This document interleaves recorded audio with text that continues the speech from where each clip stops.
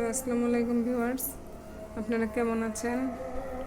আলহামদুলিল্লাহ, আমরা সবাই ভালো আছি। এই যে আমি ছাদের থেকে দেখেন শাক তুলে নিয়ে আসলাম, পরে যে সিম নিয়ে আসলাম, দেখেন কি কি আনলাম ছাদের থেকে। টমেটো নিয়ে আসলাম, এই যে টমেটো, সিম, এই দেখেন সিম,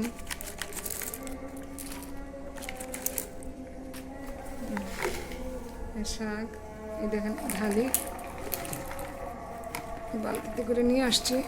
বোম্বা মরিচ, মিষ্টি কুমড়া, এই দেখেন মিষ্টি কুমড়া, টমেটো, এই দেখেন বোম্বা মরিচ গাছে মাশাআল্লাহ অনেক মরিচ ধরেছে। কয়েকটা পার্টস পেরে নিয়ে আসলাম। আর এই দেখেন কাঁচামরিচ, ভালোই কাঁচামরিচ ছাদে হয়েছে।